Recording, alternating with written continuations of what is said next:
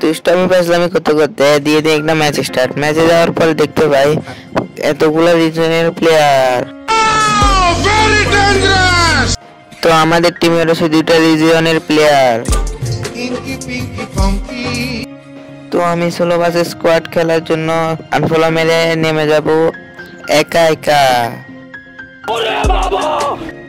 তো আমরা ল্যান্ডিং করতেছি ইন্টেলেক্ট সেন্টারে এবং গাড়ির নিচে রয়েছে একটা গাড়ি, মানে কি বুঝতেছেন, দিতেছি জোন পুশ।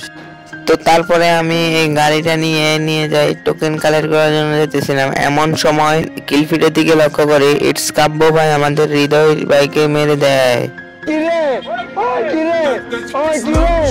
তারপরে দেখি আমাদের টিমমেটকে ফ্লেমার মারে দেয়। তো তারপরে আমরা এখান থেকে টোকেন খাইতে যেতেছিলাম, এমন সময় কিলফিটের দিকে লক্ষ্য করতে দেখতে পাই যে আমাদের ম্যাচে পড়ে যায় আকাশ 69 যেখানে রিজনে রয়েছে। তারপরে আরো দেখতে পাই গেমিং আসিফ ভাই কিন্তু মেরে দেয় কাব্য ভাইকে। মোটামুটি শরীরে একটা ভাব আইছে না, মোটামুটি শরীরে একটু না অনেকটাই ভাব চলে আসে, যেখান থেকে হাসিফ ভাইকে মেরে দেয়। তো তারপরে আমাদের টিম থেকে বেঁচে থাকে শুধু আমি, আর আমার কাছে কিন্তু টোকেনও নাই।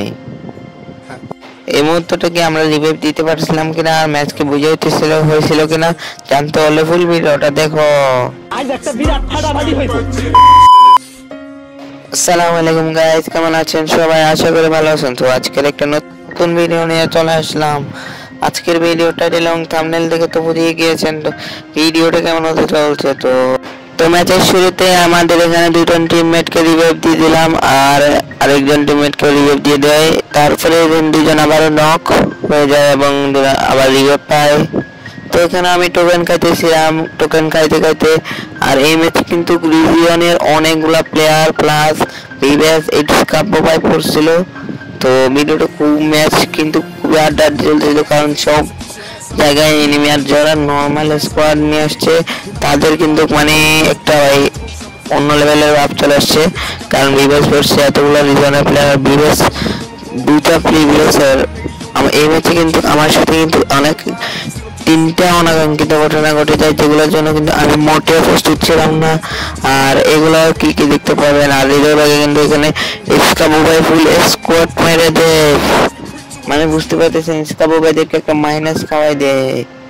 তো ইসকাবু ভাইদেরকে হৃদয় ভাই মাইনাস খাওয়াই দেয় আর মানে আমাদের স্কোয়াড ফার্স্টে ইসকাবু ভাইদের স্কোয়াডকে মেরে দেয়। তো তারপরে আমাদের কাছে কিন্তু খুবই ভালো লাগতেছিল, কারণ ইসকাবু ভাইদের স্কোয়াড প্রথমেই মেরে দিই। আর এখানে কিন্তু আমি টিমমেটের কাছে টোকেন নিতে যেতেছিলাম। তো এখানে আমি টোকেন নিতে যেতেছিলাম, তো আবার জোনেও ঢুকতে হবে, টোকেন কালেক্ট করে টোকেন নিতে যেতে হবে আবার। তো অনেকটা রিস্ক, কারণ এখানে সব জায়গায় স্কোয়াড ভাই পুরাই হার্ড লবি নাই। আর এখানে টোকেন নিতে জোনে ঢুকে তারপরে আমি টোকেন নিতে যাবো। এখন এমন সময় আমার সাথে অনাকাঙ্ক্ষিত ঘটনা ঘটে যায়, যেটা কিনা আমার এখানে দেখতে পাচ্ছিস যে ম্যাচ আবার ঢুকেছে, কারণ আমি স্ক্রিন রেকর্ডার করতেছিলাম। তো স্ক্রিন রেকর্ডার অফ করে অন করতেছিলাম, এমন সময় গ্যালারিতে ঢুকাই দেয় আমাকে আর এখানে নক হয়ে যায় আমার রিভাইভ দিয়ে। আমি ভাবছিলাম আমার কাছে ইনহেলার আসলো, সুপার ইনহেলার থাকলে কিন্তু বেঁচে যেতে পারতাম। আর আমার কাছে কিন্তু 6300 টোকেন। আর এখানে আমাদের হৃদয় ভাই কিন্তু সবাইকে নামাই দেয়, আর হৃদয় ভাই নামাই দেওয়ার পরে আমি কিন্তু এখানে নামি, কারণ এখানে হৃদয় ভাইয়ের কাছে একটা গাড়ি ছিল, গাড়িটা নেওয়ার জন্য দিতেছিলাম। এমন সময় M24 দিয়ে মারা যায়।